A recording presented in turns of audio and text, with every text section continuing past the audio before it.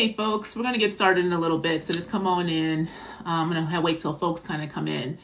Hope y'all are doing okay today. So today when I get started, we're going to kind of talk through a few things that if you've found me on, or if you've been following me on my page, that I've been kind of going through already.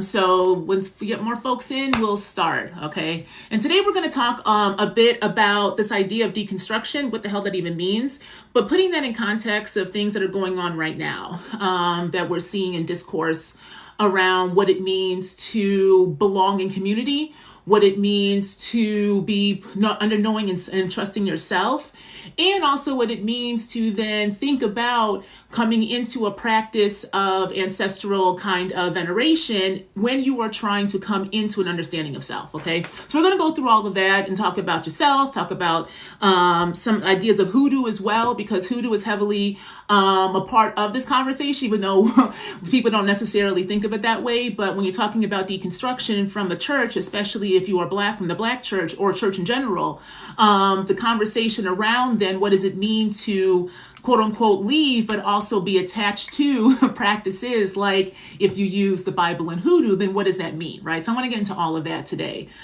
So we'll just wait for a few more folks to come on in and then we will start. How y'all doing this Sunday? It's October 1st. I don't know how the weather is where y'all are, but here in Chicago, it's like, it's hot. It's nice, but it's a nice warm day, but I'm not looking forward to when it turns. Oh, thank you. I appreciate that, Evan. All right.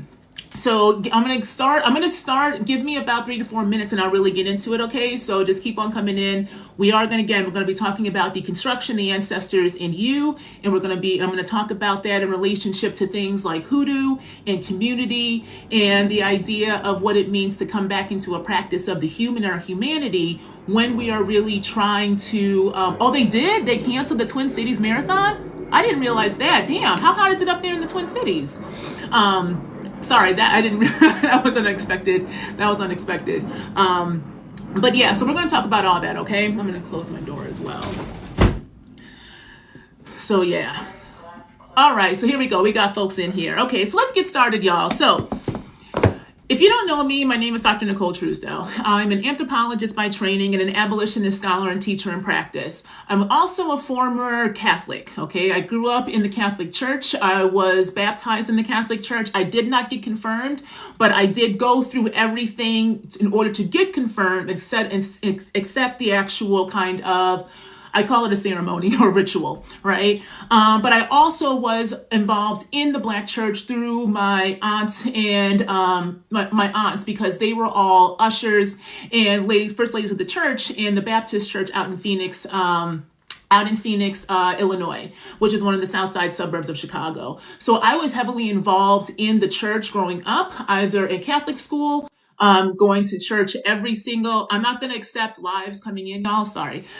So I was always in church, literally. We had to go to church every Tuesday. It was part of our curriculum in K through 12, or K through 8, excuse me, on the south side of Chicago. Both my schools are closed, both the grade school and high school, which if you're from the south side area, you know the archdiocese is not that uncommon, right?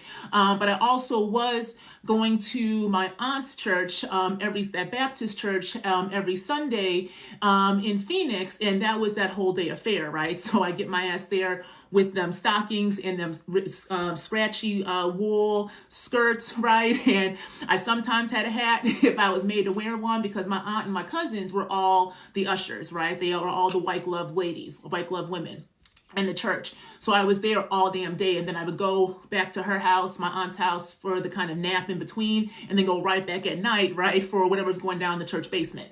And it was usually some kind of cookout or some kind of fundraising event that was going on for the church, right?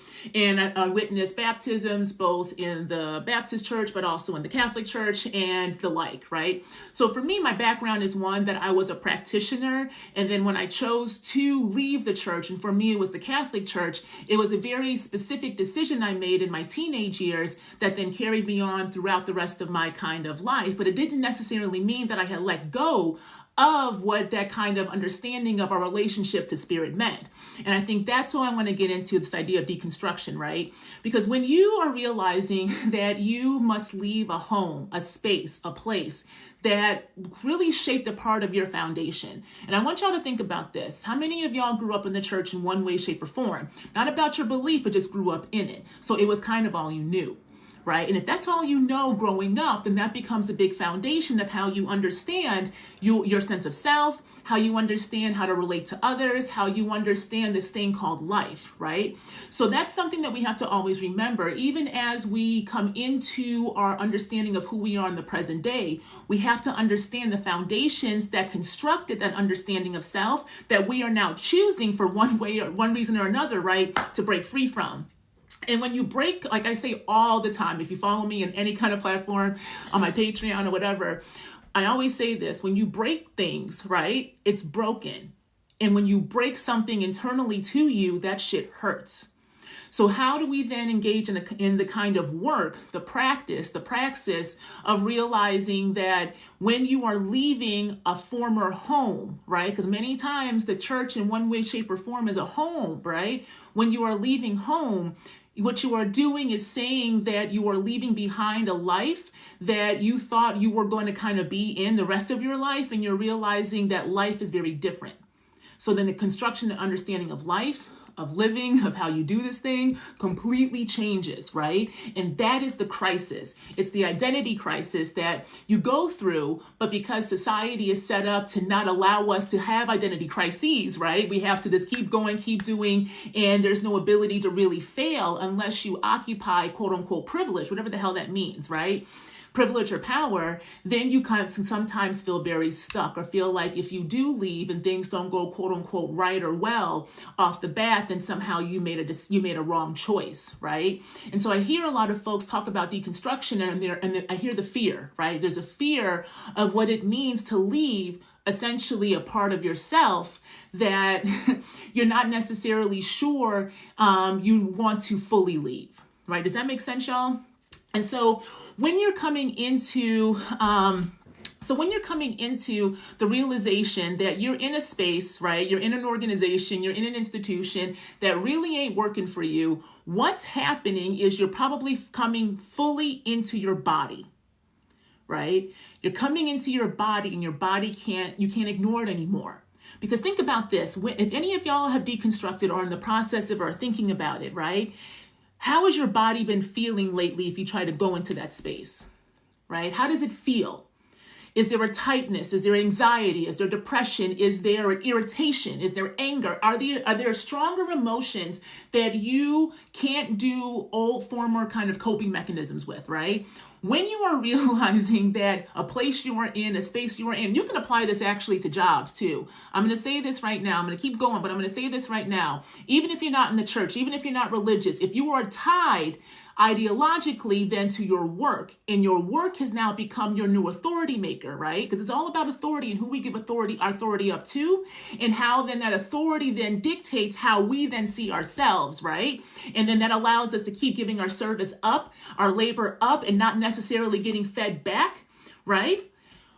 When you are leaving a space that you thought was a part of who you are, you will have a reaction in your body, because what you are doing is getting into your body finally, right? And now you're figuring out if you can trust it or not. So there is literally a battle internally with you, right? Your body and your mind are now in a tug of war. Now, this is an interesting way which you can bring in Christian iconography and ideology to help us make sense of this, right? Because this idea of the God and devil on your shoulder, right? How many of y'all remember them old school, Looney Tunes? And all of them in the cartoons, right? Were always giving us Christian kind of ideology and Christian iconography. Iconography just means images, right? The kind of icons or images that were given, right, to kind of signal something. So like you think of the flag as another kind of iconography, right, that signals a nation. So in our cartoons, right, we were literally fed the kind of understanding of heaven and hell through through various ways. So one of them is kind of, like I said, the devil and the angel on the shoulder, right? You can kind of think of that's going on with you when you start to feel your body, and now your body is in the conversation. And when your body comes alive, y'all, it won't shut up. When your body comes alive because you have opened up the crack or opened up the crevice to start to ask the question or to look around and start to wonder why things are the way they are. Because again, it's all question making, really.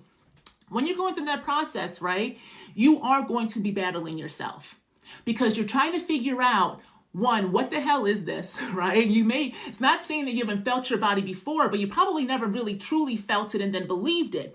So we don't believe it until we hit that burnout, right? Until our body puts us down. I talk about that a lot.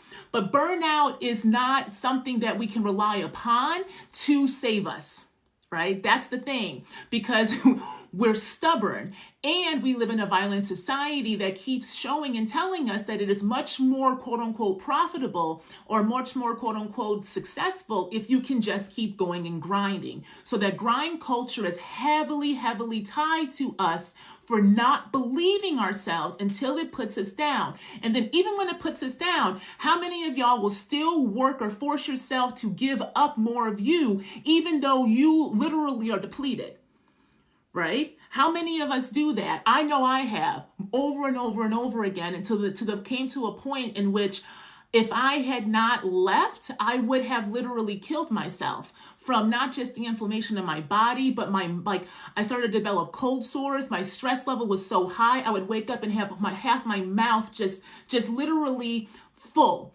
right? My stomach, I couldn't keep food down, but yet my weight kept going up. And that was because my body was trying to figure out how to insulate itself, right?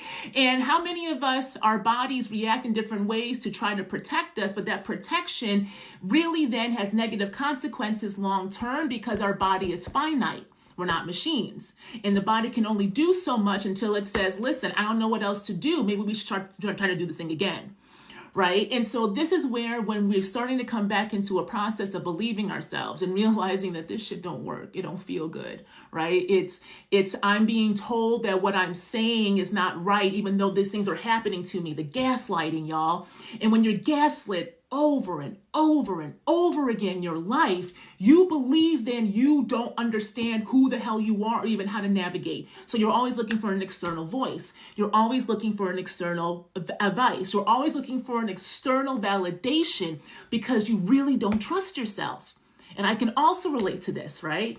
So when we're going back into the deconstruction, because finally you finally something cracked, right? And I really do believe 2020 and that lockdown opened up that space because there was nothing else. If you were not an essential worker, right? And if you were forced in the home, even if you were an essential worker, let's be real, you really started to see society then. Because now we're shitting all over workers, right? Whereas 3 years ago, they were lauded. Why? Because the state needed somebody to get their ass to work in the middle of a fucking pandemic, right? While we are all grieving still death. Well, we have not even respected those who passed because now we got folks conspiracy theorying since then saying it was nothing, or it was made in a lab. I don't care where it was made, people died. And there was an impact with that in society that also showed us exactly who and what this society is, from the structural levels of the government and the state down to our actual local municipalities and then everyone around us. We all had a reality check, right?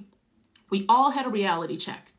And the reality check was one that forced all of us in one way, shape, or form back into our bodies.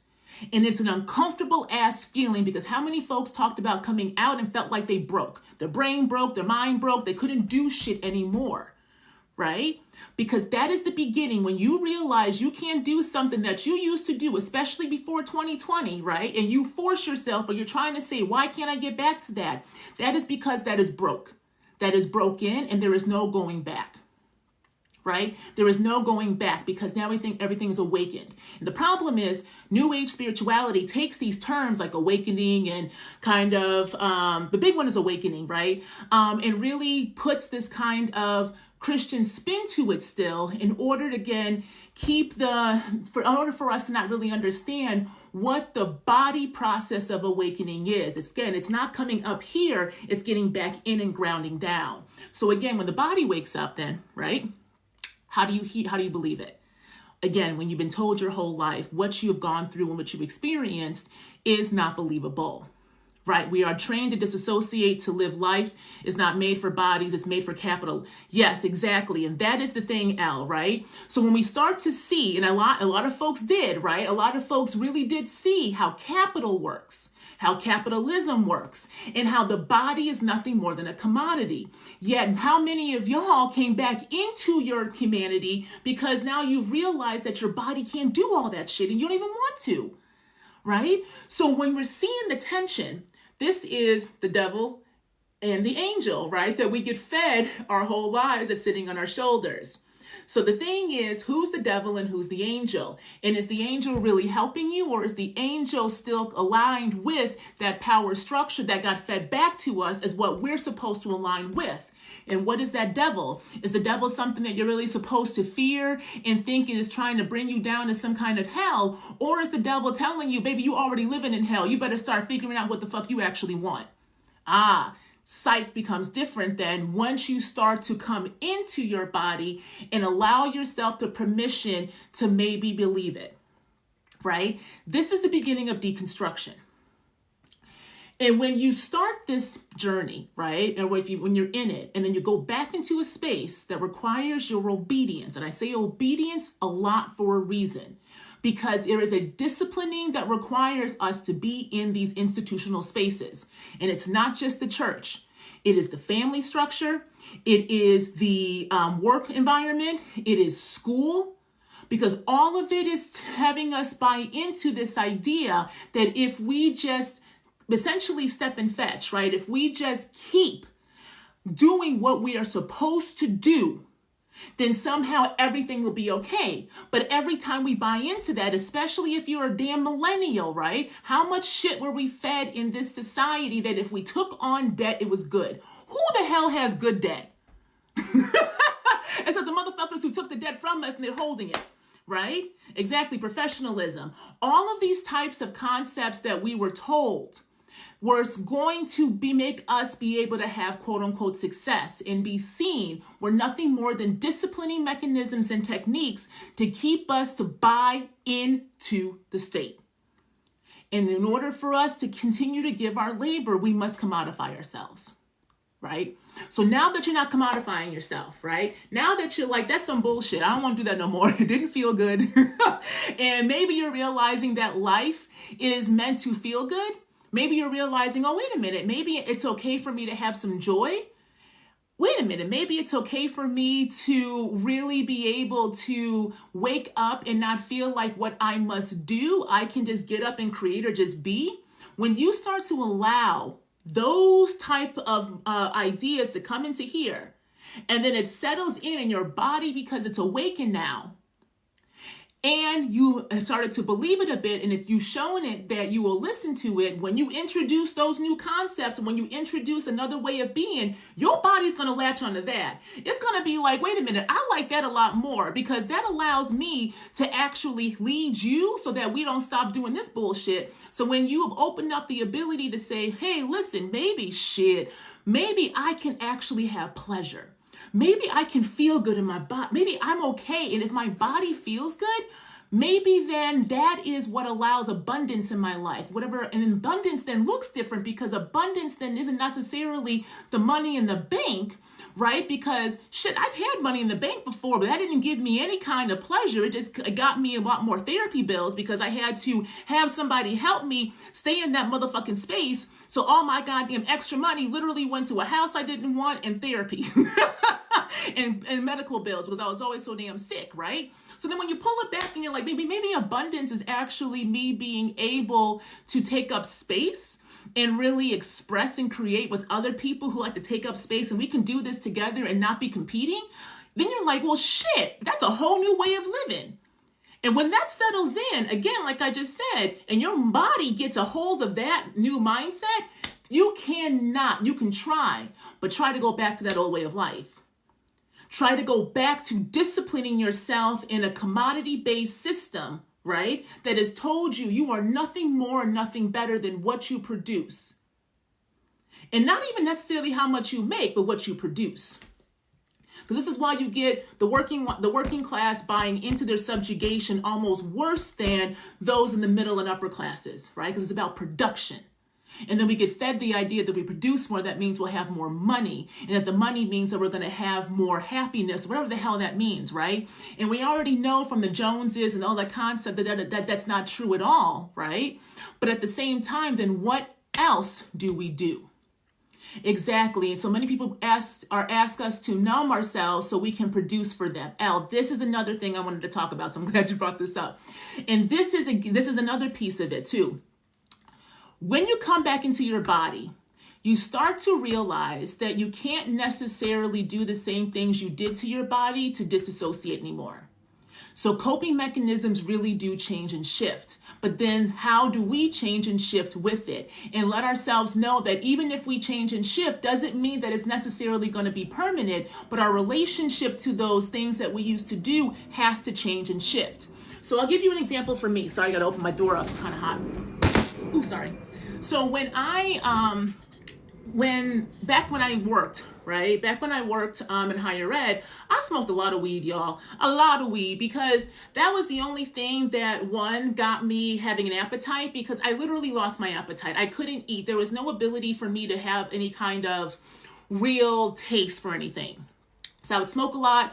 I did happy hours after work just to be able to decompress. And if you didn't happy hour in one way, shape, or form, or at least go out after work for kind of drinks or socializing, then you literally didn't have any know-how and you weren't going to get certain things. And I don't work like that. I don't like that shit. And Brown really showed me what success looks like. And it was fucked up. Success was me having to literally do everything that I was against my whole kind of sense of psyche and morality, right? And it was something that I then had to numb myself in order to at least be in the space. So now I've had to have a reinterrogation with my relationship with that plant, right? And it doesn't mean that I've fully given it up, but I've had to do moments in which I can't necessarily smoke because I have to stop numbing myself, my brain enough, because my brain doesn't stop, y'all. This shit does not stop.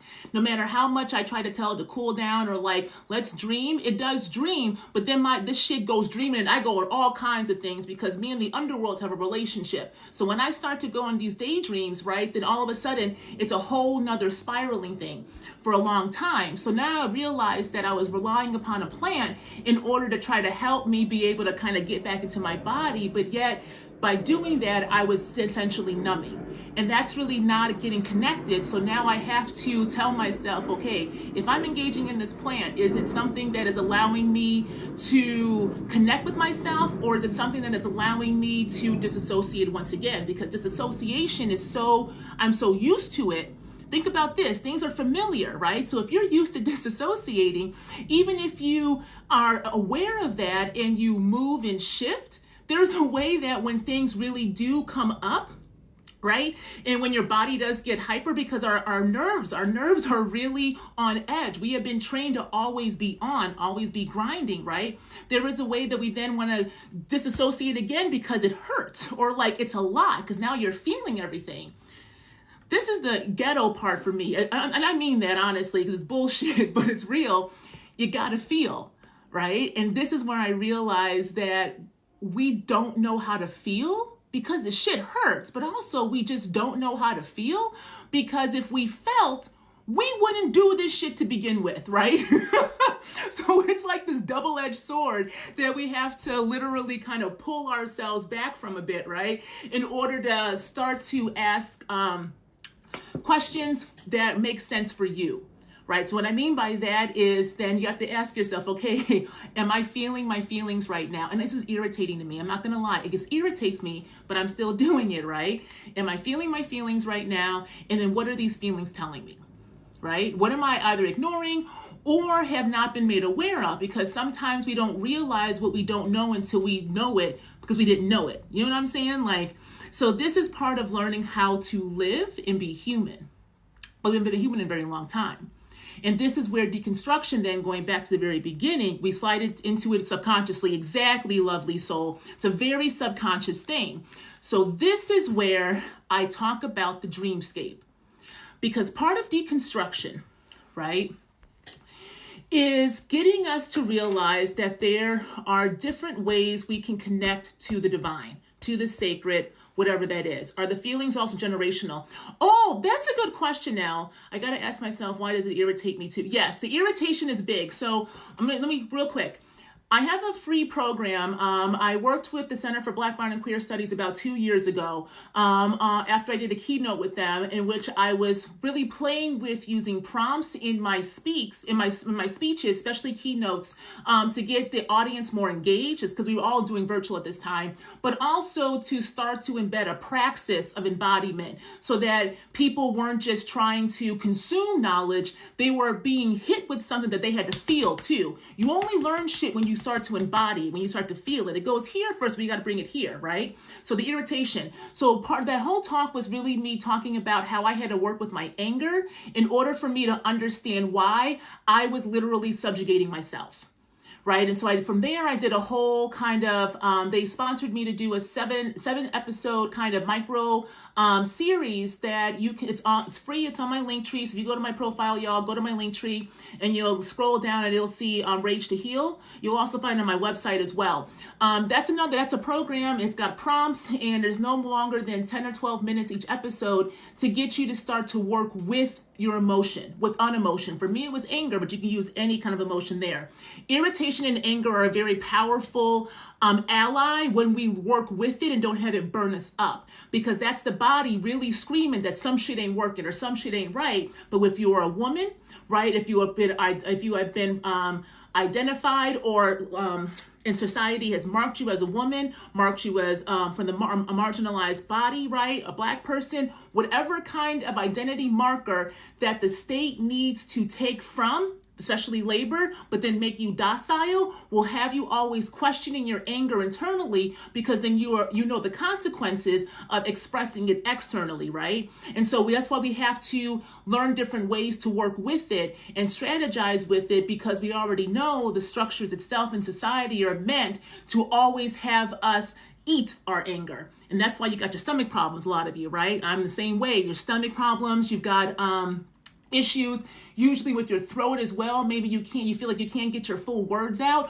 All of that is the anger being trapped. It's stuck. It's got to have somewhere to go, right? And so when we talk about this idea of generational, though, in feelings, I do believe it is, because we have to understand that a lot of the generations, right, the generational divides that we see in society, I'll be frank with you, are heavily racialized. A lot of these generational conversations that we hear, especially in the US at least, I will say in discourses, heavily raced and heavily classed. So I'm always looking at some of them side eye. I heard something this morning.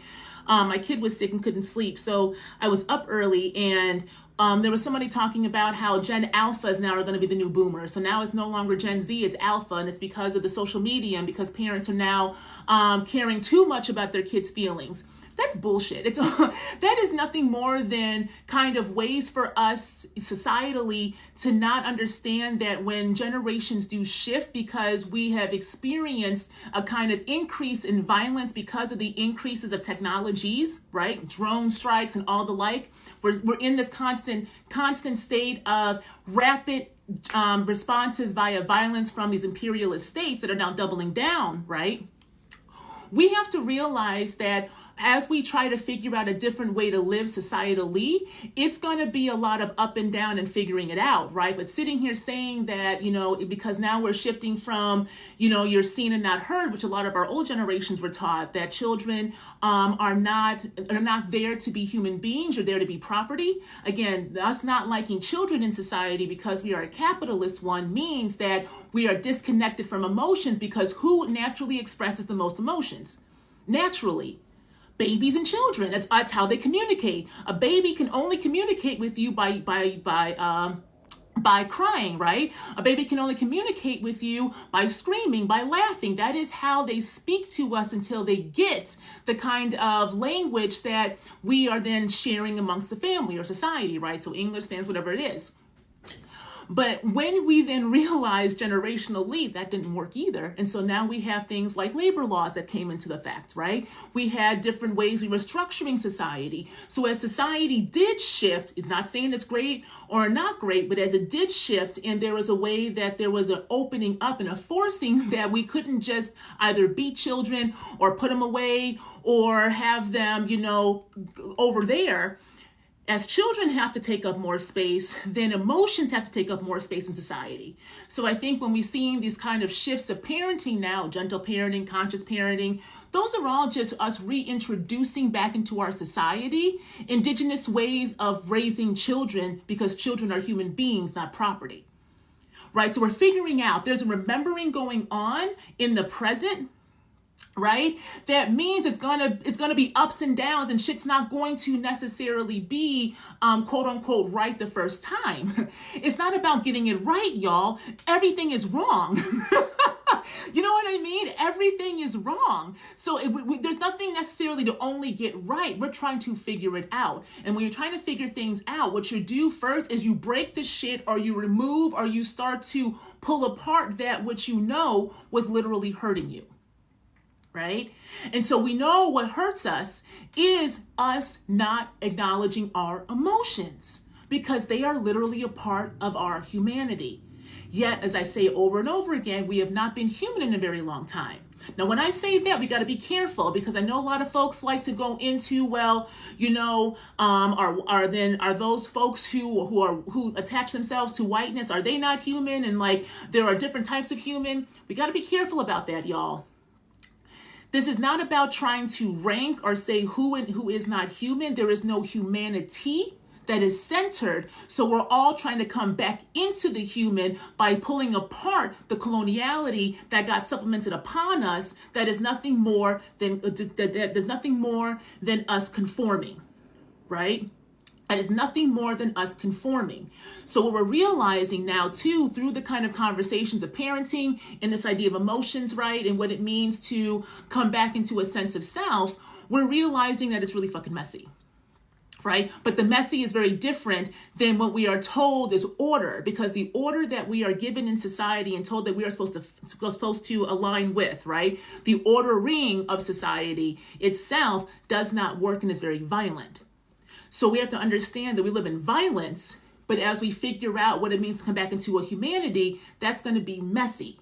But that messiness does not have to always lead to this awful violence. But the violence will always be there when we do not come back into our humanity. Does that make sense, y'all? Am I making sense here? So the emotional piece, yes, because that structure doesn't work for us. Exactly. And the structure doesn't work for anybody, including the colonizer. That's the fucked up thing, y'all. It doesn't work for the colonizer. It doesn't work. As we are seeing right now, it doesn't work. But yet, this is the other thing. When you can't admit that maybe what you do doesn't actually work and you may have to try something new, right? And then that something new you take personally as if somehow what you did is wrong, then you won't try something new. You will double down in what already is, because you want to be seen in that structure. You want to be seen in that space, because then it will make it valid. It will make all of it okay, but it's not. It's just another way to get you to buy in. Exactly. And it's about consumption, not happiness. But it feeds us that consumption is happiness, though. Right? And I think that's what we have to always remember. Deconstruction, y'all, is deconstructing not just from the institutions or from the ideology. So how do you deconstruct from ideology, right? That is so kind of common sense that you may not even realize that that is an ideology that you essentially attach to that is subjugating you. Well, what you end up doing is you have to start to question the definitions of terms that we are fed in the public. So then what is happiness? What is love, right? What is community? And when you answer those questions, let's start with happiness, love, and community, okay? Oh, no problem, Art by Gray, right? It's happiness, love, and community. You have to then pull back and say, how is society defining this for us? How have I been taught this, essentially? How have you been taught happiness, love, right, and community? And then how do you define it? And then where are there the differences? But when you answer the part of how you have been taught it, you have to be honest. What does society tell us community is? Well, let's think about that right now. Community in this society, in this capitalistic society, are those folks who usually have essentially the same kind of economic income you have. You live in the same environment, right? And you're always searching for new communities because your community is tied to usually your job, right? So community is your job.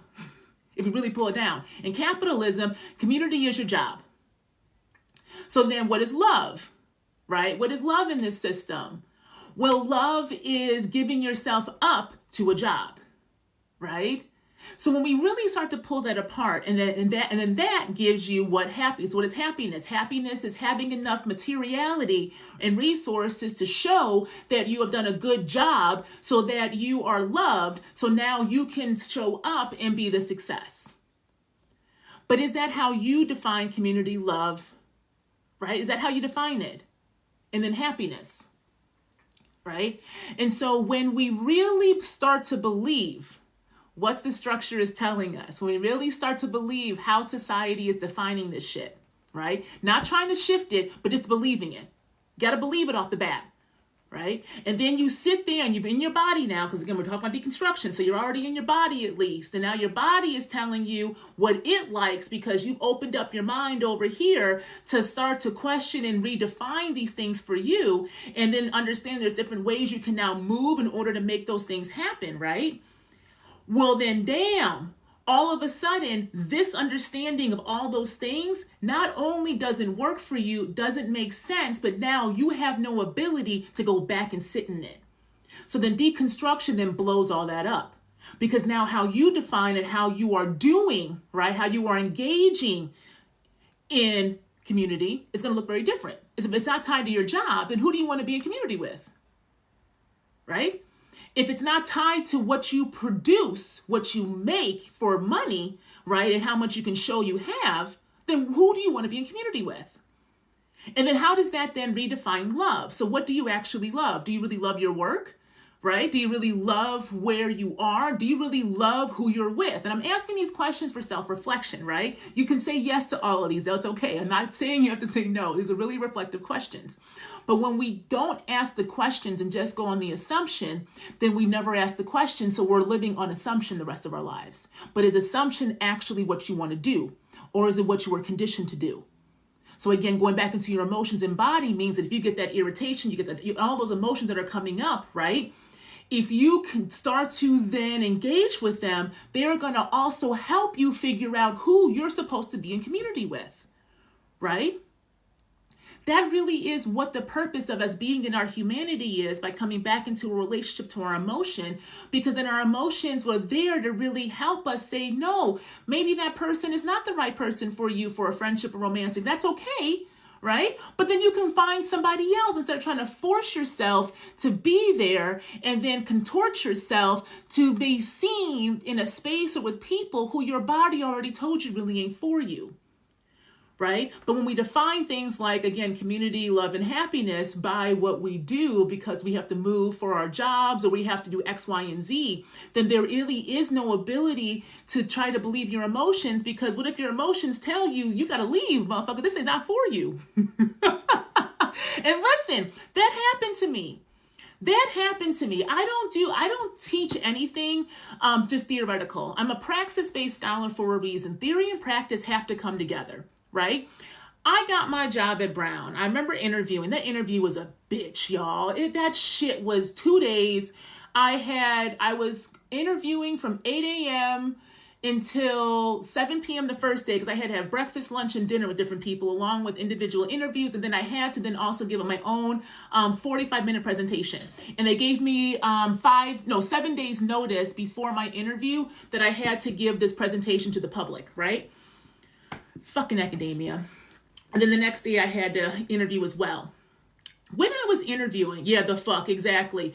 I will always talk. I have been exploited in interviews, and I'm always for people just saying fucking no or walking away before the interview happens when they give that much kind of, it's pressure, but it's also labor and idea sourcing. You have no idea how many of my ideas have been sourced by motherfuckers who want to interview me or have a prospect for me, right? I've had to really learn how to shift how I engage with folks off the bat now. And it's not because it's how I want to act. It's how I've had to really be more discerning about how we share ideas with people, right? Because we all don't have the same understanding of sharing either. I realized too. Anyway, that was a whole tangent. But the point of that was, though, when I was in that interview, and I remember this. I was in the interview and my body was like, you don't want this shit. I could see it. I could see it was a it was a catalyst that was going to explode, right? And then you know what I told myself? Well, Nicole, you're good at fixing shit. You fix all that stuff at Beloit, you can do it here, at least you're going to get paid more. That is what I told myself. My body was screaming to the point by the end of that day, I couldn't even walk upstairs to go to see the office and one of the directors that would eventually be working with me or under me, I guess, technically. My body, I couldn't walk up. My inflammation had literally kicked out of nowhere, right? And then what happened? I get a call the week later. You got the job. Do you want it? Here's what we're going to offer you. I ain't never seen that kind of money, right? Never seen that kind of money. And I was done. I was done at Beloit. There was nowhere else for me to go in that space. And it was getting much more tight. So then I told myself, well, maybe I just need a new change of scenery. And if you're in academia, this is so goddamn common. Academia and academics will really convince ourselves and one another that all you gotta do is keep moving, like these institutions ain't shit here, there, and everywhere else, right? It's same shit, different location. And I walked into Brown and it was literally the same shit, just with more money. And when you got that kind of money and resources, I realized folks will literally look at you and play in your face and then stab you in your back, because it is about the idea of community, happiness, and love that is situated and tied to that work, right? So everyone loved talking about community. Everyone loved talking about, I was working with the student centers, y'all. It was nothing but transformative justice up in that bitch day in, day out, right? We want to do collaboration. We want to do cooperation. We want to do coalition. I built a whole institute, the Institute for Transformative Practice, in a year with them director centers. We had a mission statement that we did together, right? We had funding that I was able to secure. We were literally doing base budgeting from the ground up. We literally I had them redo mission and visions to align with that institution, because I said, if this institution goes through any kind of economic hardships or downturns, they will come for you first, because they are going to cut anything extraneous that does not align with their mission and vision, right? I know this shit, y'all. I've been around the block too many times. When I tell you every day was a struggle to go to work, my body kept screaming, this is not what you want, girl. And I kept telling myself, well, you know what? I ain't got to be in that community. I can just make my own community over here, right? And I was in a place that I really didn't know anybody. I was in Rhode Island. I'm all my people from the Midwest and the South, and my ex-husband, his folks from Michigan too. So none of us were actually, and I was very Midwest, right? I'm a very Midwest Chicago bitch from the South. So even that kind of environment was really challenging for me. And I realized something very much. All Black folks ain't the same across this nation. We got different understandings of Blackness, right? That articulate itself. So I also was in a space and in an environment that was considered prestigious, right? It's the Ivies. And I didn't come from that background. My undergrad was at a small liberal arts at Beloit, and then my master's and PhD were at LSU and Michigan State. I'm an institution state baby, right? Essentially, for my graduate training. And so I'm going into this space, right, that I understand how to do the work, but the actual cultural culture of it and how people moved and how they used the language of justice was something that really was different for me. But my body, though, knew that shit was wrong. So this is where I'm saying to y'all, when we deconstructing and coming back into your body, we are so good at lying to ourselves, especially Black women and especially Black queer folks. How many of y'all will literally give everything to everybody else because you understand what it means to not be seen, yet you have nothing for you? And then when your body's telling you, you can't do this no more, sis. You can't do this no more, person. You got to bring that shit back. You might need to say no. You might actually need to not be in these community with these folks. What do we tell ourselves? Nah, no, it's okay. It's me. It's me. It's me. I just need to move and shift. And when I tell you something, I can talk about myself like a motherfucking dog before. I can talk about myself like a dog internally, right? Because that is also a discipline mechanism that many of us are taught in order to keep us in spaces and places, right, that require us to then seek external validation. External validation really isn't necessarily negative, but when it's the only place we understand and can see a sense of self, therefore that is how we understand our even own sense of self-love, it is very dangerous. Because in the institution, those who are aligned with it understand and can smell it literally off of you, and they know how to extract it. So then I'm at ground, right? And I got my ass handed to me. I can admit that. I can admit an L. Listen, I can admit when I'm wrong, and I can admit when I got my ass played. I got played, right? Because I was not trusting myself, my body, and I was believing in the goddamn ideology. Because guess what, y'all? When you grow up your whole life and you are told to give your authority up to somebody else, and you are also used to placing your kind of understanding of self and life in a kind of cosmology, in a kind of story, right? Even when you deconstruct, if you're not careful, you'll just replace one God with another. And I did. I replaced one God of that patriarch with another God of theory. Right? That's why I know theory so goddamn much. It's because all I did was read, and it was unhealthy. And I can admit that now. It was unhealthy how much I consumed, because I was also told that I was dumb, right? And I was also told that I wasn't ever doing it right. So then I made sure you ain't going to tell my Mercury is in Virgo, y'all, in the 11th house. You are not going to tell me that I don't know what the fuck I am talking about when I am literally in the middle of researching it. So then I doubled down in it. I doubled down in that shit. I was up at 6 a.m. reading articles, but after I come back from the gym, because I had to also discipline my body, because my body was always too big for the space too, right? And academia is an interesting space for this as well, because bodies are also policed. And so I'm at the gym trying to discipline myself, and then now I'm in my office or at the coffee shop disciplining myself. I didn't sleep, really. And so how many of y'all can say that? And I know this is the common thing that many people, if you really think about your own life, how we double down in that kind of ADHD, hustle and grind. I can keep going. I'll sleep till I dead, right? We teach ourselves through trying to do this validation, improving ourselves, right? We teach ourselves then not to rest. And when we don't rest, that is how we do not dream, and we cannot hear our dead. So this is connected to this idea of ancestral veneration and coming back into our humanity and power, right? Because knowing who the hell you are is a power. Being in your body is a power. And that is why that power is extracted from us by these institutions. That is spiritual warfare, right? That's spiritual warfare. You ain't got to do goblins and cauldrons and all that shit. I got a couple cauldrons, but we ain't got to do cauldrons and all that shit. It really is seeing your light before you see it, and then it taking it, and then telling you how to use your light, right? Yeah, I use all the time too, fierce and feminine. I'll sleep when I'm dead. No, we not, y'all. When you dead, you're going to go to work. This is why our practices are so important to understand, even conceptually, right? Even if you don't necessarily engage in the practice. Because I am not one that is really heavy hell bent on folks like going right to ancestral veneration and setting up I'm not into that.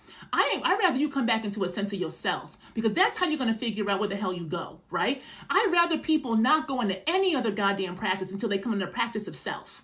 All right. I mean that shit in the bottom of my heart. So if you ever learn from me, you will never hear me talking about you need to go to a godfather or godmother to have your head read, or you need to be an Ifa or Lukumi. No, you don't. I don't know what you need to be in. You know who knows what you need to be in? You and your ancestors. That's who knows what practice you need to be in. All right. I can explain my practice and how I came into it so that you have another kind of story or another perspective to hear from. But you have got to be able to make the decision for yourself. So in order for you to do that, you have got to trust yourself, which means you may need to take some time in order to figure out what the fuck that means, right? Don't ever get pressured by somebody. I don't give a damn who they are and how big their name is to go into a practice that you are not clear about yet, nor can you be in your body enough to really feel if it works for you or not, right? So that's a big part of this too. Deconstruction means you're coming back into a sense of self so that you do believe yourself, even if it runs counter to everything everyone around you is telling you. So back to Brown, right? So I'm at Brown and I took a big L. I built, y'all. A bitch built. I constructed.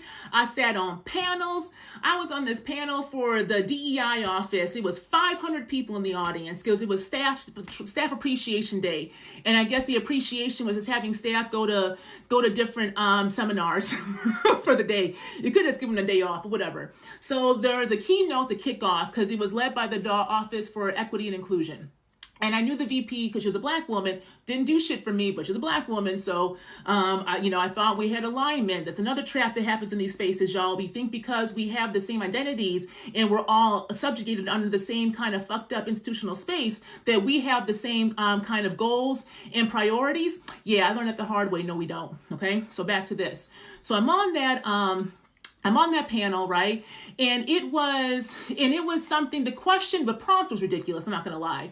I pushed back from the prompt beforehand.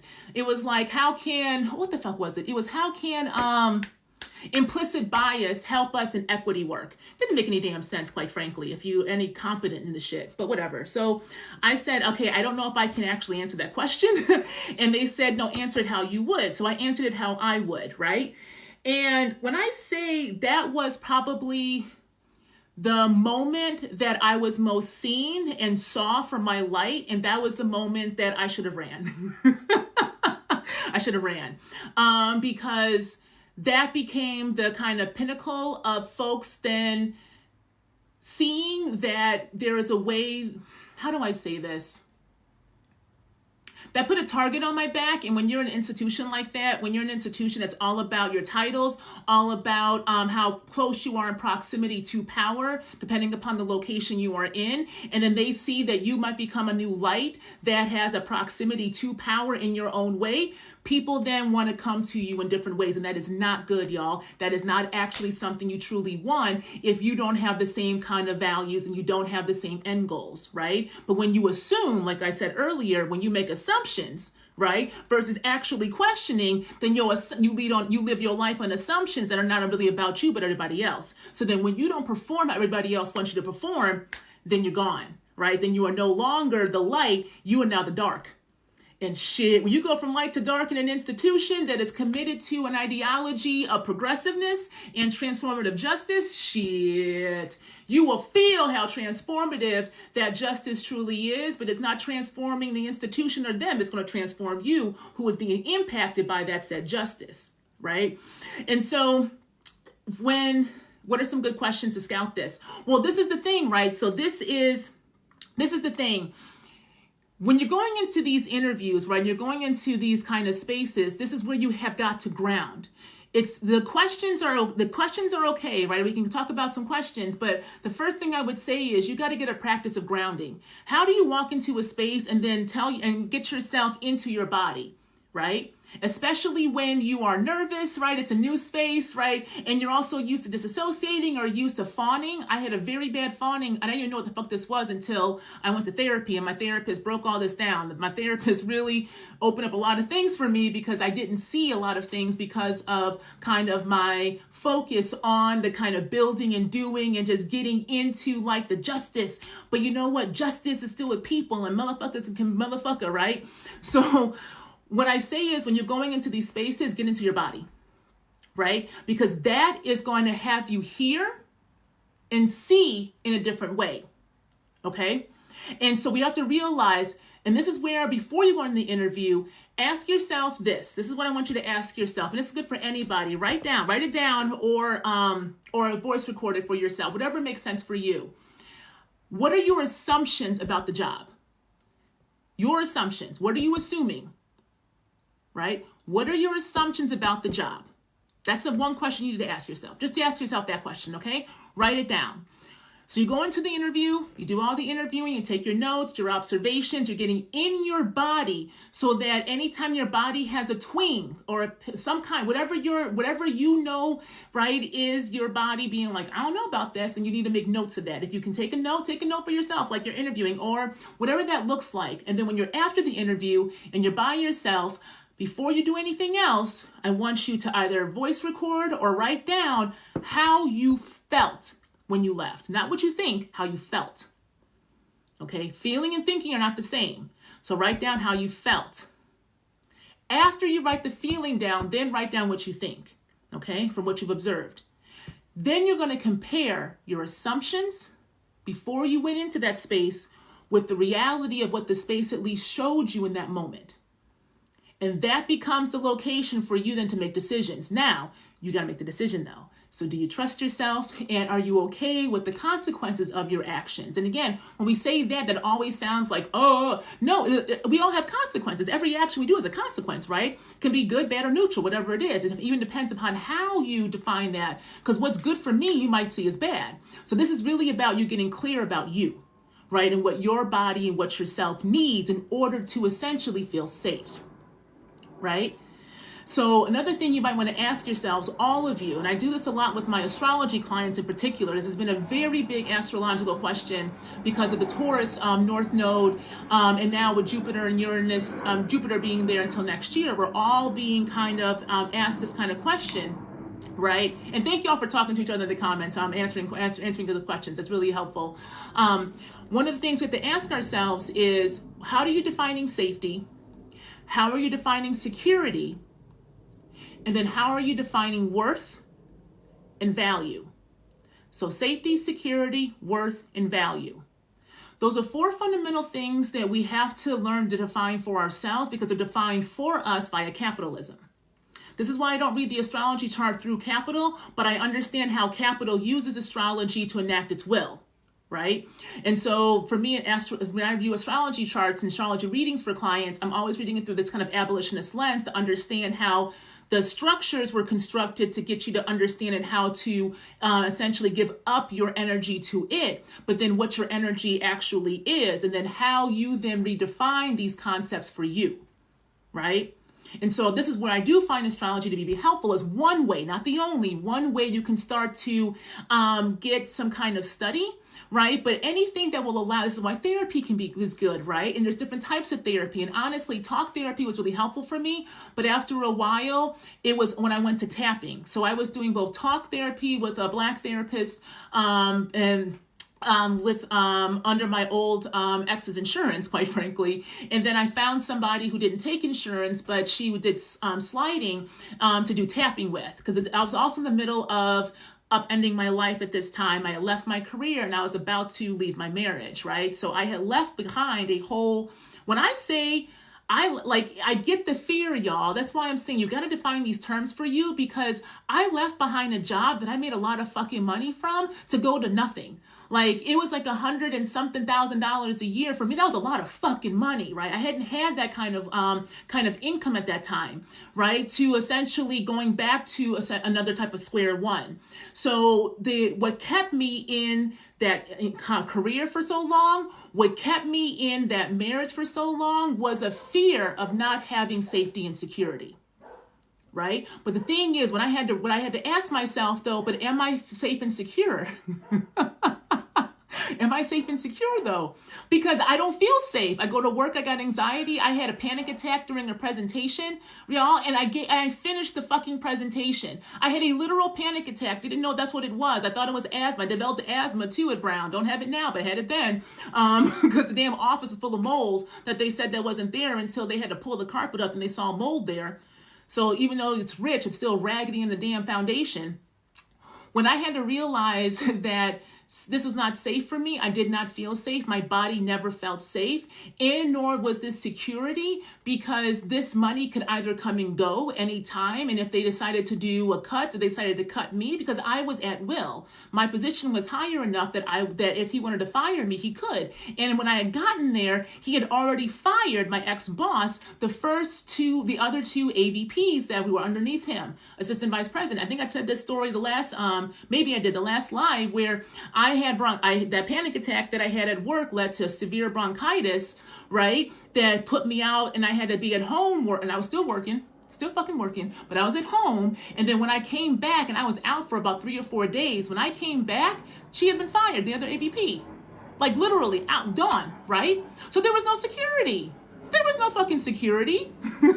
But yet I had told myself that being in this institution meant safety and security, right? Would cause panic attack. I don't even know. I'll be honest. Like I was presenting on the institute that I was constructing. And when I say that institute, people didn't understand it. What I was trying to do is they said they wanted to bridge academic and student affairs so that there was more of an understanding that when you were on the campus, right, that there was a living and learning environment. Living and learning communities is a big fucking trend through higher ed, right? I'll do a whole other conversation about higher ed and the co-optation of community and how it's another location to essentially discipline us. That's a whole other conversation, but it relates to this in that I was presenting on the institute that was trying to bridge the academic student affairs divide by really having the student centers become the locations of the bridge, because many of them had ties to academic departments. I myself had the tie as well. And so what I was trying to do is build literally a coalition. We had 3 C's: cooperation, collaboration, and coalition. That were the values of the institute itself that would then allow us to do not only just idea sharing and programming, but also resource sharing, right? It's not like rocket science, y'all. But when I say people, like they couldn't, like it was like, I don't know, for being such a smart school, right, and being the prestige and being the embodiment of intellect, when I sat with them folks from Brown and Harvard and Yale and Dartmouth, I swear to God, I felt like I was in the twilight zone of idiocity. So please do not believe that just because you are at an Ivy or someone's from the Ivy that they are, no. That is a space that may be quote unquote progressive, but the ideas are still reproductive of the norm. That is why they are the Ivy. They are the embodiment of the nation, not going to challenge it. Okay? Keep that in mind. So the panic attack. So I was presenting, and honestly, I hadn't felt good. I was having some issues with one of the directors who I had eventually let go, and that's what led me into getting my ass handed to me after that 10-month process. And I was exhausted. I think I was just exhausted. I hadn't even recovered from giving birth from like 6 years prior. I had a fistula that I had to have surgically corrected, which is itself not a common thing necessarily in the US, and I was still working. So I had never really recovered from birth, quite frankly, giving birth, and the recovery after that, and then I went right to another job, right? So, and I'm only telling you that because I think it's important, because we also need to start talking about what happens to our bodies when we're in these spaces as those who can give birth, and when we force ourselves right back into it. That goes into the idea of childhood and children as property, and how then we disconnect from emotions, because even as we give birth to these beings, right, that no, even whether you want to love them or not, you kind of just do. It's kind of amazing. You get this living being that comes out of you that like wants to hug you and smells you and wants to be on you. And especially when you're not used to being hugged a lot, when you're not used to being cared for, because quite frankly, I did not have a very great growing up, to then also have this being, this body, this little baby that literally needed me. My child slept on my chest for the first 8 months of their lives, right? And that was also exhausting because they also fed every 45 fucking minutes. But at the same time, like, that was the bond where I was like, oh, this is an emotional bond. Like, there's an emotion here. Like, I don't know if I necessarily want to always be leaving you like this, right? But I'm exhausted and I can't be the only one taking care of you. So we're always in this kind of liminal space that if we really feel our emotions and believe them, I don't think many of us would even literally go back in the next day to our jobs in places like that, right? So panic attack. So going back to that, I think that's what it was. It was a combination of being in a space that my body knew was hostile. My body knew the minute I walked in that goddamn institution that was hostile, along with pure exhaustion that I was continuously putting in the back burner, which then led to having asthma, which then when I was in a space that I knew they were going to try to come for me if they could, right? And I was also dealing with other things. I think my body just had enough and they had a panic attack. But I didn't know it was a panic attack. So this is the thing, y'all. We are so good at this. How many of y'all can literally try to outsmart your damn bodies? I kept going because I thought it was just an asthma attack, which, how is it just an asthma attack? Bitch, you can't breathe. You can't breathe. If you can't breathe, you can't live, right? But, so I finished it though, because again, we are disciplined to keep going. And Black women in particular, especially in the 2010s with all that goddamn thing about how Black girl magic was co-opted, okay? Co-opted, essentially, to be this another place to kind of magicalize and dehumanize the Black woman's body, right? Alongside this idea that we can just keep going in goal of service, right? We will really run our bodies ragged. And it's generational. It's literally in us because our ancestors had to do the same. And that's why they're tired. And that's why the ancestors are pissed off right now. I'll be honest. I think the ancestors and the dead who have had to go through this, and they're seeing their descendants continuously do essentially the same pedagogy over and over. And now we're told that we're our wildest dreams of our ancestors because we went to school, right? Like, how many of us were fed that shit of Black excellence? Yeah, we don't want to be seen as lazy, right? We don't want to be seen as lazy. Black women are overeducated because all we do is go get more degrees. Listen, even in grad school, y'all, even in grad school, when I finished my coursework within 2 years. Like, it didn't take a lot because I already came in with a master's and I was pretty clear about what I wanted to do. I still took courses. I was auditing courses, writing grants. I wrote 14 fucking grants for my dissertation, right? I was doing my comps and I was trying to figure out how to get, that makes no sense, right? But of course it does, because we were told we're magical and we can keep doing this, and right, you got to keep learning, blah, blah, blah. So what that does is it really trains us to fight ourselves so that we keep going when our body tries to put us down. So that panic attack, I finished because I was so used to forcing myself, right, to just keep going. And especially being an ex-athlete, I played college volleyball, right? I'm 6'3", so my body was always then used as a site and was seen as a site that could handle more shit, right? When I gave birth, and my bosses knew, my provost knew that I had issues, that I had complications, and that, like, it felt like, when I say it felt, I don't want to cry, but like, that shit was traumatizing because I couldn't even walk without it feeling like my uterus is going to come out. Like, it was so much pain, and it took forever to figure out what was going on, right? My boss knew all of that and still put more work on me, right? I built a whole new office. I built an office at Beloit while I was still breastfeeding, and had to stop breastfeeding because my breastfeeding was not allowing me to heal, which meant I had to get to a specialist in Madison to fix my issue. And I built a whole fucking office at the same time. I don't say that with any kind of glee. And I don't say that with any kind of like, look at me. I say that with a lot of sympathy for myself. Right? And I want you to have sympathy for yourselves when you go back in time, and those things that were accolades, ask yourself, were those accolades for you, or those accolades for the institution and other people that then had you dehumanize yourself more? Because I'm going to tell you right now, if I would have actually believed me and did what I wanted to do, I would have told that institution to go fuck itself. I would have told that provost to kiss my ass, and I would have figured out something else to do. But you know what I did? No, y'all. I built a whole office. I had a whole ass team, right? I had hired a whole new team, helped 3 of the 6 complete their graduate degrees. So I had 2 Black women working underneath me who finished their PhDs because they were in the middle of doing them. And then another white woman who finished her master's. She went back because she only had a semester left. And I'm like, and they're paying for it. I'm like, might as well just fucking finish it, right? So I'm making space. And quite frankly, all of us felt like we had to do the work. So then I also I've had to apologize to some of them. One of my postdocs, I was like, I feel like I ran y'all too because I didn't know any better, but it didn't excuse the fact that you saw me working like a goddamn dog, so you felt like you had to as well, right? That's not cool for them. So again, it's a lot of sympathy, right? But that was a big accolade for the institution. So now the institution can say they have this big ass office. And you know where that office came out of? My goddamn organizing. I was organizing for Black Lives Matter. We built a kind of a chapter, unofficial chapter at Beloit. I was working with these folks and I'm organizing then too.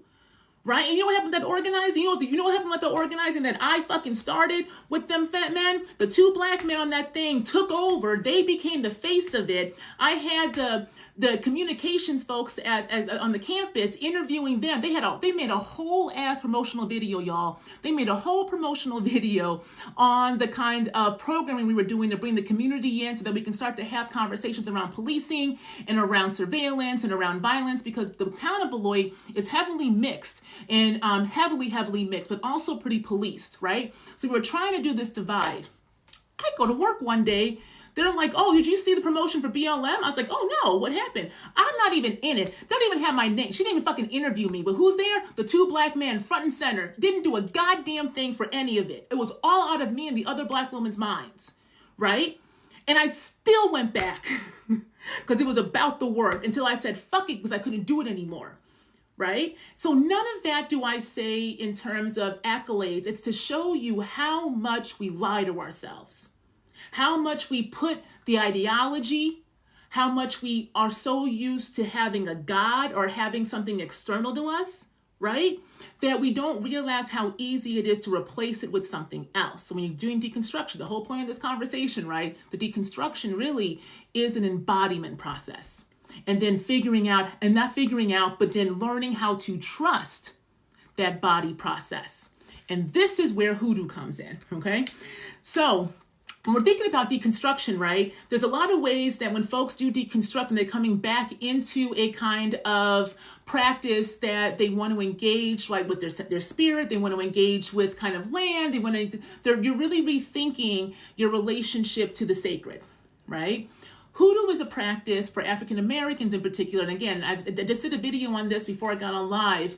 It's not to say that other demographics don't have their own practices, but it's not necessarily hoodoo. You can have conjure, you can have root, you can work with the land, you can have other terms for it, right? Appalachian magic, all that stuff. But African American hoodoo in particular is a resistance practice that is tied to our ancestors, right? Who were stolen and then also had to come together and remix their understanding of the relationship to other forms of life in themselves, right? So when you're coming back into an embodiment practice, right, and you're starting to believe yourself, don't be surprised if you start to hear you're dead in one way, shape, or form.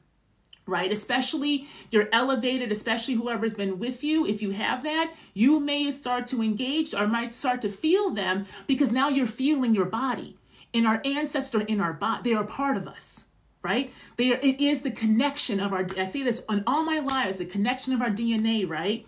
So embodying a practice, an ancestral veneration practice is an embodiment practice, right? It's an embodiment practice.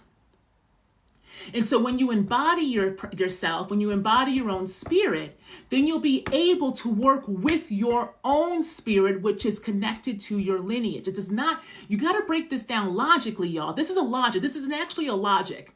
You don't have to believe in spooks and the way that we've been fed through horror, right? And through the kind of white Christian imagination of what our relationship to sacred is. That's a way to get us to not buy into and be fearful of our own abilities to be able to hear ourselves.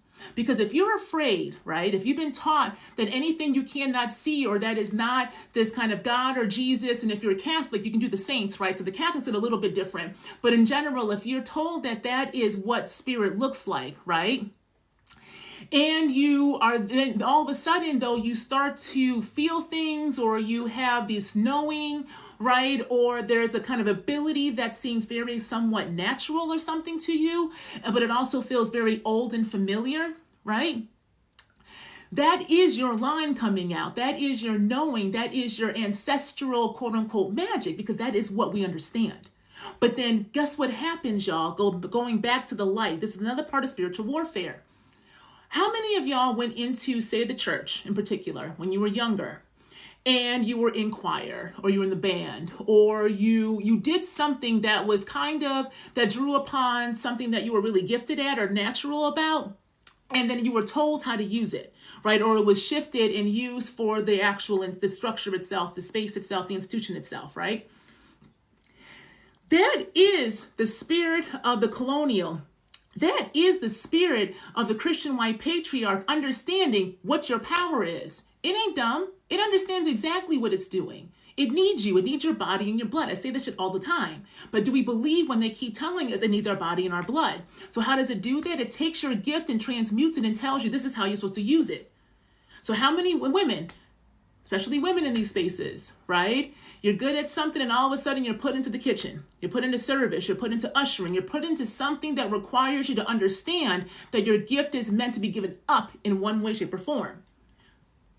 Men, same thing, just a different way. Queer folks, how many of y'all across all kind of pronouns and gender expressions, right, were then put into things, especially when it comes to band and music and creativity, right?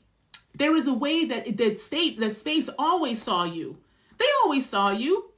You couldn't see you because you're not supposed to, but they saw you. Right? And that's how they get you, because then they all of a sudden you feel as if they see me or I'm giving up, right? I'm contributing. This is my community, right? So then we're fed community as you're giving up something to it. But do you get anything back, really? I mean, do you really get anything back? And can you truly ask for something that you need? Or do you stuff that down because you have to be of service? Exactly. That's a manipulation for your ass. It's really manipulative. We don't realize how easy it is to be manipulated, right? And then so when we want to leave and we realize this is not really allowing us to be our full sense of self, right? We get nervous to leave. I know a lot of folks say, even if they didn't necessarily have a negative experience in that way, it still didn't feel right. They weren't able to really express, but they still miss that community. They still miss the feeling of what that space provided, right? Especially if you were in anything that was service or creative focused. But then what you have to realize is what you're missing is kind of an essence of connection. And that was always in and with you. So you can take that somewhere else with you, right? It's really about this idea of you can take it somewhere else with you. The institution did not create that. You created it, and the institution put it within its boundaries so that it can contain it. But you're not contained by that, y'all. Your abilities, your gifts, your creativity, your expression does not only sit within that space. It has to actually break free from it for you to really embody it. Hence why you deconstruct, because you started to embody yourself, right? And so this is where it can get sometimes lonely. And we have to just acknowledge that it can be lonely for a bit, right? Because now you're trying to figure out, okay, then what is home? Because again, you're realizing that wasn't home, what you thought it was, because it wasn't safety or security, what you thought it was, right? So then what do you value and where is worth? Because is your worth built upon what you give somebody else? What you give up in a space? Is that your worth, right? Or can you redefine it? And I think that's really where we are kind of at societally, right? Is that as people are leaving, there is a crisis of loneliness. And I think we've seen this throughout, but there's always been a crisis of loneliness, if we're being honest.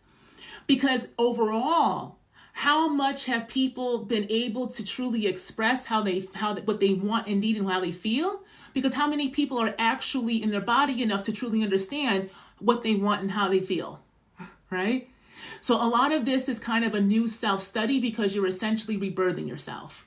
As I think somebody said over here, mothering, you are, motherhood is the same. Yes, it is. But you are essentially relearning how to mother yourself, right? But as somebody said earlier, motherhood is also manipulation, right? Exactly. True community does not negate the self, because community is built upon selves who have come together in order to live, right? You have to be yourself, not an individual. Individualism is not this, y'all. Knowing self and being in self is not the same as individualism. And that's where those things get really conflated, which then gets people to constantly feel as if to be in community means you always got to be of service. We got to stop that shit, y'all. All we do is burn ourselves out, and we hop and hop and hop, and we realize why we can never actually feel as if we can be. It's because we're not really clear about the fact that you have to actually embody and be in a sense of self and be okay taking up space, but you can't take up space until you take up space in yourself, right? And that will then allow you to be and take up space with others, so that when things happen, like say conflict or disagreement, you understand that that's just part of it, but you have a foundation of trust, not only in self, But because you have a trust in self, you can trust that when you go up and express your needs and wants and desires to another, as long as they are also in a sense of self, y'all can then be selves together in community, not two individuals fighting it out to see who is quote right or wrong because you're double down into it. The self understands that sometimes shit just happens, right? But the underlying idea is that we are in this in a space because we can express ourselves fully in one way, shape, or form, right? And so when we're thinking about this idea of, yes, and capitalism encourages individuals, and that's the thing, right? So the capitalism makes you to buy into the fact that you think you're an individual, that you're making choices on your own, right? But the thing is, in capitalism, you cannot be an individual fully because you cannot individuate. Think about that. If you step outside the norm, this is when you are disciplined the most. And so the idea of individualism is a trap. It's a falsehood. It's a lie that gets people to buy into the identities that are put upon them and then perform those. And this is why whiteness is so attached to individualism, and then white people who attach themselves to whiteness and individualism, right? They become the most conformers, or the ones that actually do not have any sense of self at all. They have no idea who the fuck they are. This is what Toni Morrison said when she talked about this idea of, you know whiteness, we know whiteness better than white folks know whiteness itself because you can't see yourself. There is no self there. You're an individual, right? You're an individual who is conforming to individuality so that everyone is an individual the same. That's what individualism means in capitalism, conformity to a norm, right? So when you're a self, there is a way that there's a whole way to see. There's a whole understanding then of what you are seeing and what you are privileging, and then how you are then defining things like value, worth, security, safety, right? Alongside those other things like community, love, all those definitions get redefined, right? And yes, exactly. You can be an individual as long as you're being a laborer and paying bills. And who the fuck wants to do that anymore? Right? Because at the end of the day, right, we can't even pay, so the whole society is breaking down because the lies and the falsities of capitalism are breaking down. It was never sustainable. It was never meant to be, y'all. It was meant to be an extractive process. It was meant to say, I want your shit, I'm going to take it, and I'm going to continue to take it over time and space. So capitalism actually requires and relies upon heavily genealogy and history because it is the way that we reproduce it in our lineages, right? In our family structures, in our institutional structures, through time and space, that has it reinscribed as somehow the only way we're supposed to live. That's not true. There was something here before that. And if you look at my TikTok, I did one yesterday where I gave an excerpt from this book, Ebony and Ivy, Craig Wilder's book. I read an excerpt out of this one. And again, you can find it on my TikTok. So if you don't see it right now, you'll go to my TikTok and see it. But in the excerpts, another example, right, that there was a whole other systems and ways of being before the capitalists came in, surveyed the land, because George Washington was nothing more than a land grabber. He was a speculator, and he was wealthy. He was a rich white speculator who came in and took other people's land and shit, and then he became president. American dream, right? That is capitalism, and that is what was reproduced then over time, right? So when we realize that you don't want to be an individual, because individualism means that you got to give up your labor and time for somebody else's, right? And it doesn't really work for you, then that's another space of embodiment for figure out then, okay, then what do you want? Who is the self, right? And I think that's the biggest thing. Now, somebody asked earlier, I want to come back to this with deconstruction though, in embodiment, and then coming back into a practice that is more kind of embodied land-based, which is kind of like a hoodoo. Can the two coexist? Well, this is something that you're going to have to really ask yourself. Okay? A lot of hoodoo incorporates the Bible. That makes a lot of sense.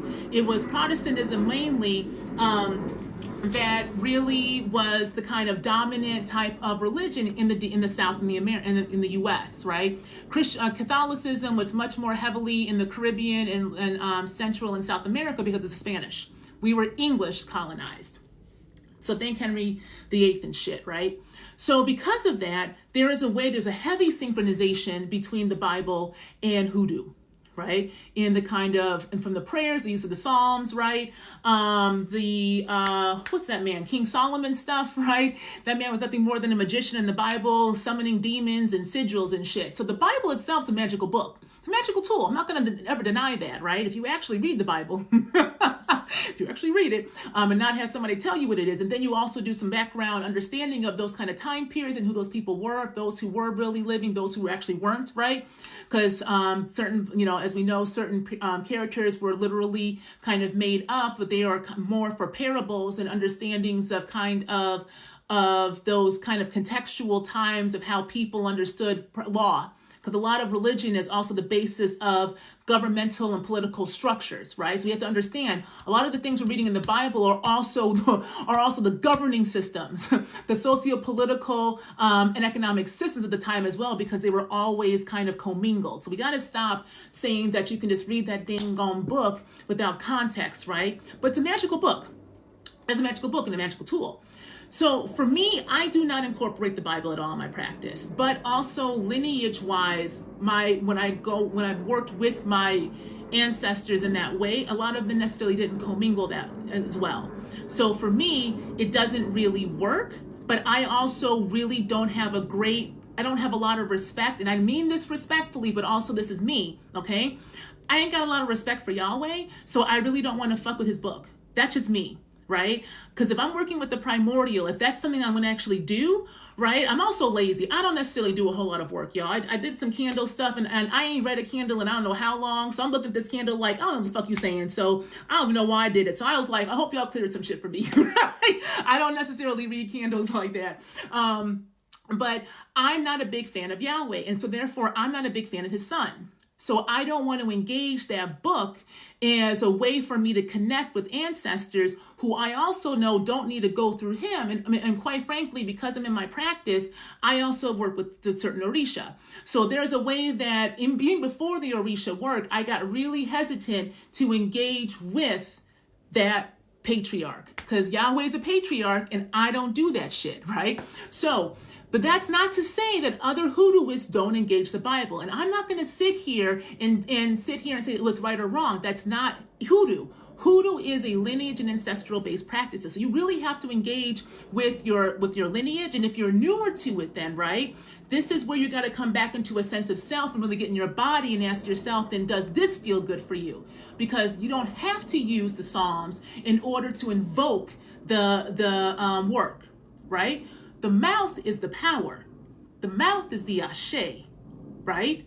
And the ashe comes from our emi, our breath. If you don't breathe, you ain't living, right? Hence, I can't breathe, right? That whole George Floyd, I can't breathe because when you can't breathe, you're not living, right?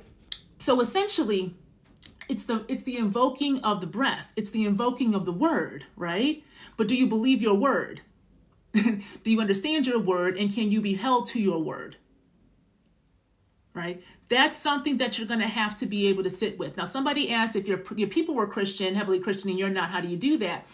So that's then where you're going to have a conversation with them, right? If you really are engaging with your ancestors in that way, I'm not saying really, but if you are engaging ancestors that way and you're realizing that their practices are not necessarily what yours are in the present day, that becomes a space that you're going to have the conversation with it, right? And also, are you working with your elevated dead? Now, I'm going to talk about this a lot more on October 15th, okay? I'm doing a virtual conversation for Black women, queer, non-binary folks. We're going to talk about astrology because the eclipse would have just happened and the new moon, along with the ancestors and abolition. I'm going to get a lot more into that there. So if you can join me there, you can find a link in my bio how to do that, okay? But for this purpose, what I want you to realize is that sometimes when you are working with your ancestors, you got to be very careful and very clear that you're working with the elevated. You're working with the ones that are elevated for your best good, your best good. Okay. And so we got a whole bunch of ancestors, y'all. There's a lot of motherfuckers in our lines, right? You don't let the ancestry DNA testing stuff get it twisted. All that is doing is tracing your lineage via that DNA from a very specific line that can only go this way, because really only tracing it through that kind of matrilineal, patrilineal line. But even within that, right, it's only as good as the database in which they already have information from. I had when I first went into my PhD, I did 2 years of this work because my advisor was looking at genetics and race and all that kind of stuff. So I had to do a lot of research and background on genetics and biology and race. And then at that time when I was doing that, DNA testing had just come on the market. So there was a lot of people engaging with that because the genome had just been coded. This is not that old, y'all. We just are figuring out the DNA like the past, 2023? Past 20, 25 years. This shit is not old. This is very young in the kind of human psyche and imagination. So even with those DNA tests, they can be fine. Like I did mine because that's a whole other story. But I did mine in two different testing sites just to see what was going on, because there was some confusion I was having from when I was hearing from my people, right? But at the end of the day, when we are doing it that way, you have to remember that it is only going in a particular way. So we have a whole lot of people, right? And really, that was capitalism, y'all. Them goddamn the marketing tools, Ancestry, all of them. What they did was the DNA got coded, right? It got coded and it was like, wow, we're all the same, really. Oh, we're all fucking human together, right? We're all the same species. But there was 0.1% difference. That 0.1% is what we base the whole goddamn industry of DNA testing on.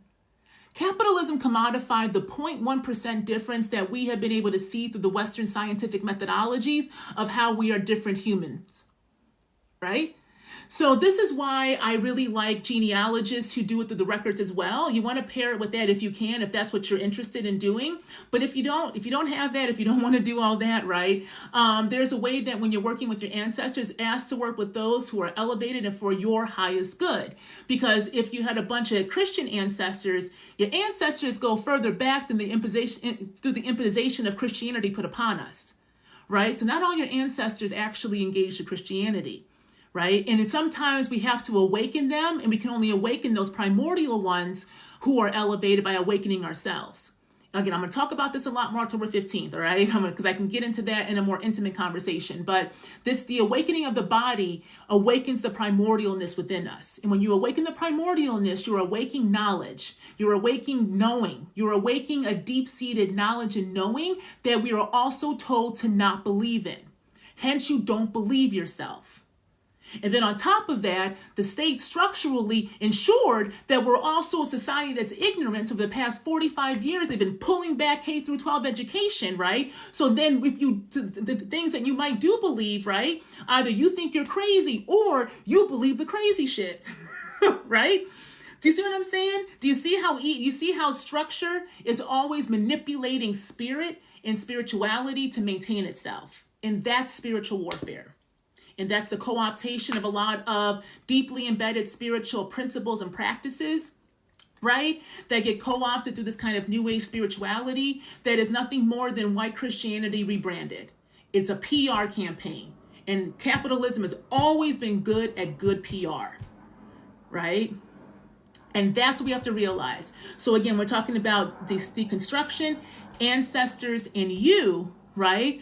All of this deconstruction is to help you understand the you so that you can come back to who you are, which then opens up the space for you to be able to engage with those ancestors. But even if you don't do that in this lifetime, even if you're focused on really trying to get a sense of self and figuring out how to make this thing called life actually life and not just extract from you, you are doing the work that needs to be done to open up that space for those who will come after you to engage in their bloodlines. And you don't have to have a child in order to have that impact. Okay, I'm gonna talk about that as well on call another time as well. But you don't. It's not about you having children as lineage or as legacy, right? This is about you opening up space for self so that we can have more opening of the humanity, which then opens up the space overall for those coming after us to be able to engage in different practices. right? So I think that's what we're trying to get into, but also this is why there's such heavy pushback, right? Because power is being challenged. When you come back into a sense of self, you are challenging power. And that's why it is considered dangerous. Not because it's dangerous to do, it's dangerous to the status quo, right? Does that make sense? All right, so I've been here for like an hour and a half. If folks got any pressing questions, I'll stay on for a little bit more, but I wanted to kind of wrap that up there. But I hope this made sense, y'all, and I hope y'all were able to take something from it. Again, like I said, I'll have the October 15th conversation for Black women, queer, and non-binary folks. You can see the link in my profile, okay? Also, I have a Patreon, Abolitionist Dreamscapes. Please check that out. I actually have a protection, video I did with Memphis Hoodooist a long time ago when I used to work with this Haitian Hugon and his group of people. So I'll be having different types of videos on what protection looks like through a hoodoo lens, through also looking at altars. What does it mean to build an altar? And also, what does it mean to pray? But through the kind of non-Christian hoodoo lens. That's going to be my Patreon. And I also got an Abolitionist Dreamscape podcast as well. And then you can always find different things on my website too. Astrology readings, I am booking for November and October. I'm going to take December off. So if you want to get a reading in from me from this year, please email me soon and you can see how on my website.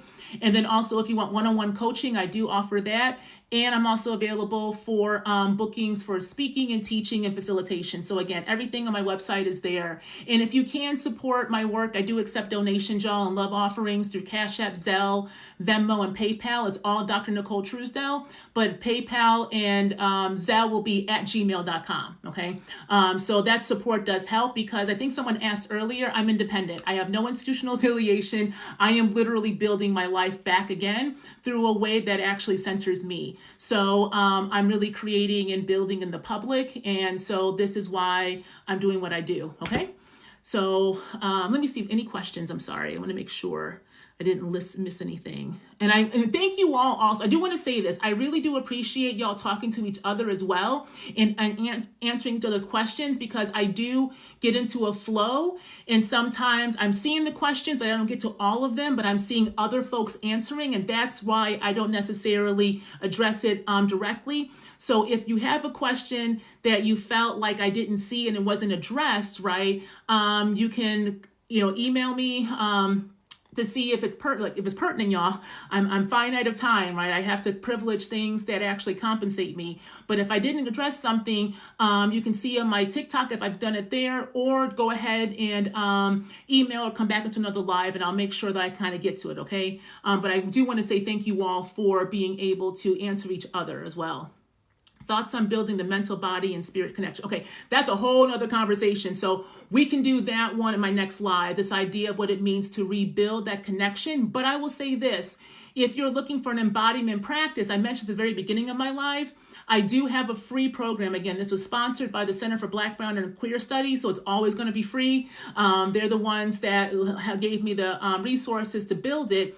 I have a program, Rage to Heal. So it's 7 short micro kind of podcasty sessions that are with prompts to help walk through one way you can engage in embodiment practice, okay? And for that, I use a lot of music. So for me, I use a lot of music working with myself and with my clients, but other forms of creativity as well. So I bring creativity and play into the embodiment practice, okay?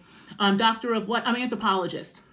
I'm a sociocultural anthropologist by training, an abolitionist scholar and teacher in practice. So that's my PhD. So that's a doctor of philosophy is what you technically call it. Okay.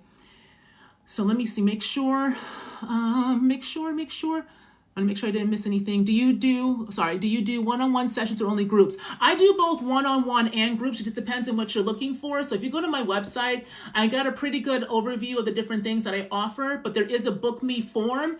So if there's something you're looking for and you don't see it, email me because I do a lot. Most of the stuff I do is tailored to those who are coming to me for questions. So I do one-on-ones, but I also do small groups as well. And that's why I'm doing the salon conversation October 15th, so I can start to build kind of smaller communities, so that for next year, I have some plans to do a few more bigger events. But I got to build folks, you got to trust me. You know what I'm saying? I got to build kind of the framing of what I'm doing. So these smaller kind of group settings that I'll be doing are part of that building. Okay, I just want to make sure. Anything else? Okay, I think that's it, y'all. All right, well, thanks so much for coming in. Do you offer spiritual practices as well, or just info? What do you mean by that, Zola? So I do astrology readings, but I am not a godparent, so I don't necessarily, what do you mean, Zola? Let me know what you mean. Do you know of any hoodoo resources in Memphis? I live here. Oh, you know what's funny, that girl? I was trained, not trained. I worked with hoodooists only from Memphis, but all of them moved to Atlanta. All the ones from Memphis I knew moved to Atlanta, and I'm sorry, this is no shade at all. Please do not take this personally from Atlanta. Please don't take it personally. But Atlanta conjure and Atlanta spirituality is a whole different ball game. So if you're in Atlanta, be weary, especially with the Ifa folks and the Isheshe folks, because not everybody there is actually in those traditions, but they love to cosplay that shit down there. So I unfortunately don't know any folks in Memphis right now, but I was working with Memphis hoodoo folks. I think a lot of people are looking for hoodoo help and stuff. So, okay, that way. So it depends upon what you're kind of looking for. If you go to the Book It For and email me and ask me, like, give me more specific what it is, I can let you know what I'm comfortable with. I have taught this before, y'all. Like I said, I've worked with the magic school before with that Haitian Hugon and his group. So I've taught this stuff, but I teach it very differently. So if you're looking for like tips and tricks of how to do certain types of like spell work and stuff, I'm not going to be the one for you. But if you want to learn the theory or the understanding, the concepts behind it, so that you understand how to work your own shit, then I'm the person for you. Because my hoodoo is how I do hoodoo and how my lineage is done hoodoo is one in which you have to understand the principles. I come from a very scholarly line. So my ancestors were more scholars and astrologers and stuff like that. So for me, when you understand the principles, when you understand the different types of kind of laws, and then you can understand why certain things go together or don't, then you learn how to really work hoodoo. Hoodoo is not about knowing and doing the spell exactly as it's written down. Hoodoo is about understanding what is the problem, how do you divine on that problem, what is the prescription, and then how do you fill that prescription. That's going to be the basis of it, okay? What's the problem? Have you divined on the problem? What's the prescription? What's the prescription you need to do? Okay. And then what all that means is when you get something, right? When you're say you're coming in and you're like, I don't do love shit either. That's a whole nother conversation. But say you're coming in and you need a road open for your job, right? And you go to somebody and they tell you and they say for you, your road opener involves you literally then clearing out space in your home to have that road be opened, right? And they give you a prescription and they tell you to take these herbs and do these things, but yet you don't have access to one of those herbs. It's actually very common. You don't have access to one of those herbs. What you then need to understand is, okay, what is the function of that herb or of that kind of tool in the process of this prescription? So say you need something like, say you need rue. Rue is pretty common, but say you need rue. You got rue, but rue is a protection root, right? Rue is something that is... Rue is something that is there, that whose properties are one to protect those that it is working with, right? So what you're really looking for is that you're looking for another plant whose properties are for protection in the same type of element that rue is. So if rue, I forget what rue is off the top of my head. So if rue is like masculine and air or something like that, then you're looking for another protection herb or root that is masculine and air. So that's an example, okay? Does that make sense, y'all? Does that make sense a little bit? Does that make sense? Whoever asked, Zola, who asked that? So that's how I would work with folks who are interested in engaging in their own ancestral practice of hoodoo, right? And also if you're African American, like I've said this before, I am mixed, my daddy white, but that's my line, right? So if you are in African American hoodoo and you want to understand it that way, then I am somebody that can help you do that. But if you really are looking for somebody to kind of get in and do like basically spell work, handle work, jar work, I'm not for you, okay? And I think nothing is necessarily wrong with that. It's just not how I engage that practice, okay? All right, let me make sure. Okay, I think that's it. What book can I read to learn the principles? Oh, okay, you know what book I actually recommend? Do not, y'all, don't use them damn, excuse me, sorry.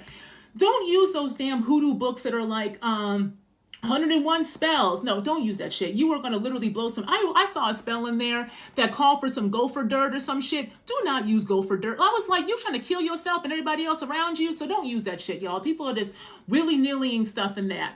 One book I do recommend. Oh, where is my books at? I don't know where it is right now.